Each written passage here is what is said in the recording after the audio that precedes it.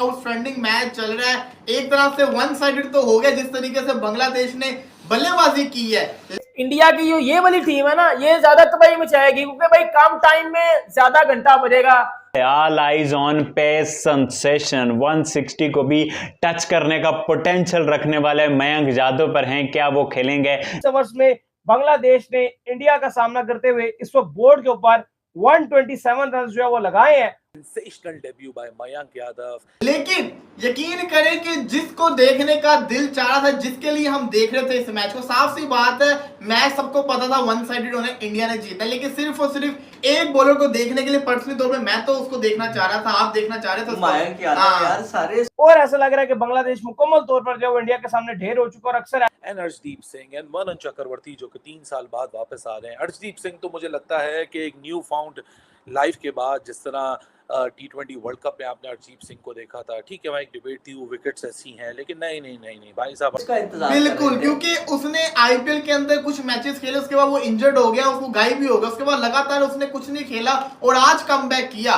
कहते हैं ना पेस इज पेस, जनरली बोलूं तो पेस इज पेस यार, मतलब कि दिखता है कि आते साथ ही 141 का बॉल फेंका, उसके बाद उसका बॉल नीचे नहीं आया, ऊपर ही गया। 146 की डिलीवरी के ऊपर उसने महमूदुल्लाह को आउट किया। 149 फास्टेस्ट बॉल उसने फेंका अपने डेब्यू के अंदर। Arshdeep, ever since he has been showing that class game after game Arshdeep Singh ऊपर से विकेट लेता है, डेथ में विकेट लेता है। सर दोस्तों जय हिंद, स्वागत है दोस्तों। भारत ने बांग्लादेश को बुरी तरह से धज्जियां उड़ा दी है दोस्तों। भारत ने बांग्लादेश को न सिर्फ हराया, जबकि दोस्तों भारत ने बांग्लादेश को सिर्फ 10 ओवरों में जलील करके हरा दिया दोस्तों। टॉस जीतकर पहले सूर्य कुमार यादव ने पहले गेंदबाजी का निर्णय लिया, जो कि बिल्कुल सही साबित हुआ दोस्तों। भारत की पेस बैटरी मयंक यादव और अर्शदीप सिंह की आदतें बांग्लादेशियों बैट्समैनों ने लगभग घुटने टेक दिए दोस्तों। बांग्लादेशी बैट्समैनों को पहले से ही मयंक यादव का डर तो सता रहा था, जबकि दोस्तों जब मयंक यादव ने गेंदबाजी की तो बांग्लादेशी बैट्समैन सिर्फ उन्हें डर के खेल रहे थे और पहले ओवर मिडल खेला दोस्तों। बांग्लादेश की इस घटना पर दक्षिण पाकिस्तान मीडिया जमकर बांग्लादेश की मजे ले रही करे कि जो टीम हमारे सामने सिर बनता है उसे भारत ने गिरड़ बनाकर कुत्तों की तरह रहा दोस्तों। भारतीय तरफ भारत की बैटिंग की जब शुरुआत हुई तो अभिषेक शर्मा ने धुआंधार शुरुआत की, जबकि दोस्तों भारत की बैटिंग की समाप्ति हार्दिक पांड्या के नो लुक शॉट के दम पर किया दोस्तों। भारत की शानदार बल्लेबाजी करते हुए हार्दिक पांड्या ने छक्के के साथ मैच को फिनिश किया और बांग्लादेश को इस सीरीज में 1-0 से बढ़त बना लिया दोस्तों। भारत की शानदार पर भारत को बधाई। अब हाँ अपनी लगातार वीडियो लाते रहेंगे, आप वीडियो को पूरा देखें, हम मिलते हैं वीडियो के।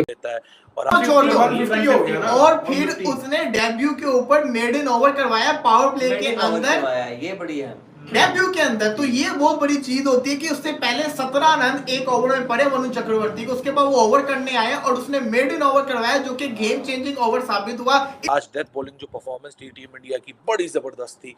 127 पे बंडल कर दिया टीम बांग्लादेश को। ऐसा लगा ऐसा ही होता है कि बांग्लादेश जो है वो इंडिया के आगे अपना जो हेड है वो मुकम्मल तौर पर डाउन कर देता है और कुछ मजा था कि कोई मुकाबला ही नहीं है इंडिया की बॉलिंग लाइनअप। और आप देखें यार इस टीम के ऊपर ना, आज जो टीम खेली है इस टीम के ऊपर ना गौतम गंभीर की बहुत बड़ी छाप है इस बांग्लादेश की इनिंग्स का।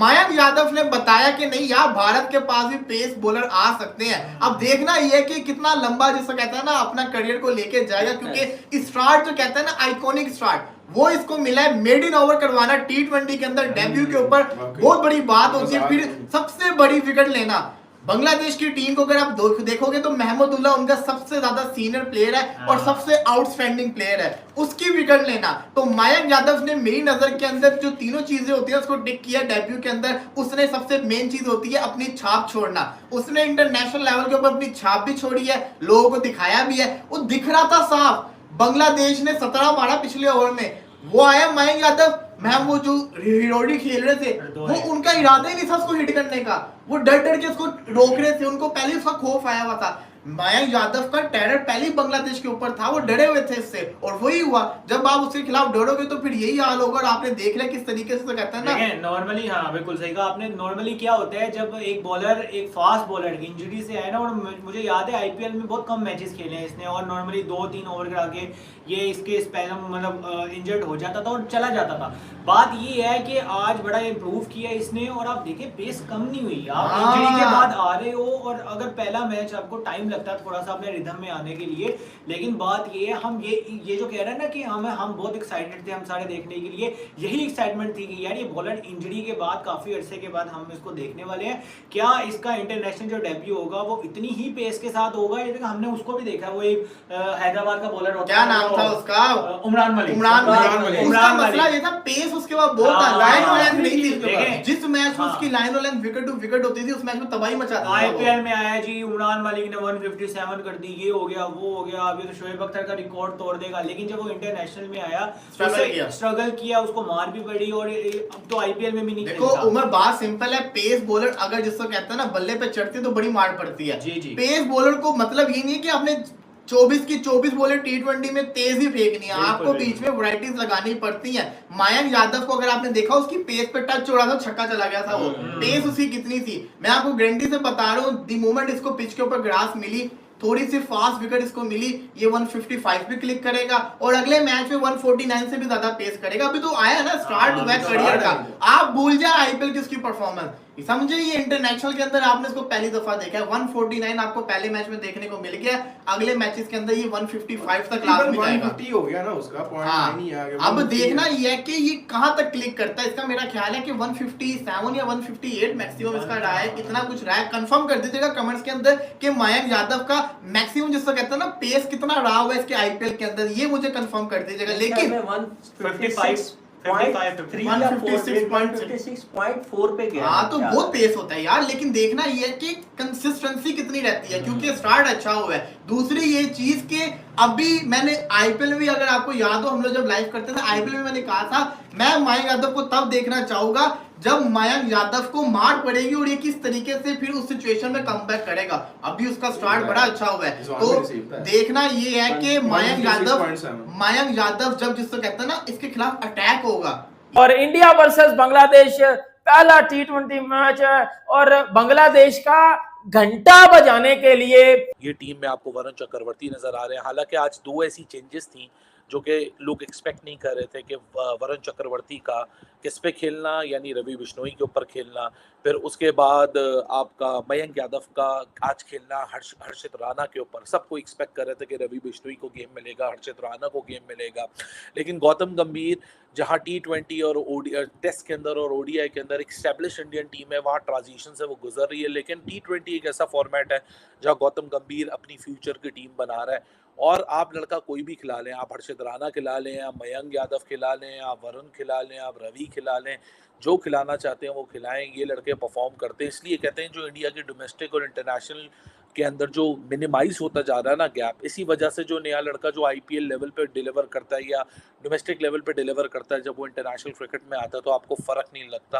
What a excellent bowling performance. Gwalior की विकेट के ऊपर मयंक यादव का सेंसेशनल एक आपने परफॉर्मेंस देखा। हालांकि तीसरे ओवर के अंदर जो एक चौका अपर कट के ऊपर मेहदी मराज ने लगाया, आई विश वहाँ सूर्या ने फील्डर लिया हुआ होता, ये जानते हुए कि वो अच्छी खासी पेस के साथ बॉलिंग कर रहा है। कंसिस्टेंट क्रिकेट देखने को नहीं मिलती है। आज दिन था संडे का, दो मैचेस को मैंने बहुत फॉलो किया। पहला मैं देख रहा था इंडिया वर्सेस जो पाकिस्तान वुमेन्स, वो भी मुझे मजे का देखने को नहीं मिला, वही हालात 106 रन पर आउट।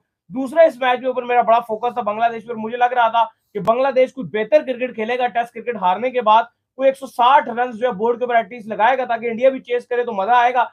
लेकिन आज के मैच के अंदर बांग्लादेश ने भी अच्छा नहीं खेला, 127 पर जो है वो ऑल आउट हो गए। लेकिन ऑल आइज जो आज ग्राउंड पूरा फुल था, वो भी इनको देखने आई हुई थी। माइक यादव को जो टीवी पर भी देख रहे थे, मुझे लगता है कि वो भी माइक यादव को देखने आए थे। और हम भी जो है माइक यादव के ऊपर बड़ा ही फोकस करके बैठे हुए थे, स्पेशली जो उन्होंने पहला ओवर किया। पूरा ओवर जो है उन्होंने पहला ओवर मैडन फेंका, बीच में बड़ी तेज बॉल्स भी किए, स्लो बॉल्स भी किए, बड़ा कमाल किस्म का जो उन्होंने बॉल डाला। फिर चक्रवर्ती की बात कर लें तो बड़े टाइम बाद जो इनका कमबैक हुआ है। आखिरी बार आपको याद होगा कि T20 वर्ल्ड कप 2021 में आए थे, बड़ी कुट पड़ी थी इनको दुबई के अंदर, फिर इनको टीम से बड़ी लंबे अरसे के लिए बाहर कर दिया गया था। लेकिन अब वापस आए हैं तो कमाल तरीके से 3 विकेट्स जो है वो आज वो भी लेकर चले गए। हरदीप सिंह एज यूजुअल कमाल के बॉलर है, 3 विकेट हरदीप सिंह ने लिए। और 127 के ऊपर ऐसा लग रहा है कि बांग्लादेश का जो मक्खू है वो पूरी तरह ठप दिया और बांग्लादेश की जो नागने हैं वो एक दफा फिर जो है पटारी के अंदर बंद कर दी है। ये क्या करता है इंडिया बांग्लादेश के साथ? नहीं, बहुत कमाल किस्म की बॉलिंग देखने को मिली। और ग्वालियर स्टेडियम है, जिस तरह से आज क्राउड आया हुआ था, फुल जैम पैक क्राउड था। जाहिर है इतनी क्रिकेट नहीं मिलती है स्टेडियम को, स्टेडियम भी कहा गया काफी इस पे तामीर की गई है, रीबिल्ड कंस्ट्रक्शन की गई है। और उसके बाद आप देखें कि ग्वालियर स्टेडियम में जिस तरह से क्राउड आया और जिस तरह से सूर्य कुमार यादव टीम को लीड कर रहे हैं, लाजवाब कप्तानी कर रहे थे। लेकिन एक कंप्लीट बॉलिंग देखने को मिली इंडिया की, वर्ल्ड क्लास बॉलिंग देखने को मिली यंगस्टर्स से।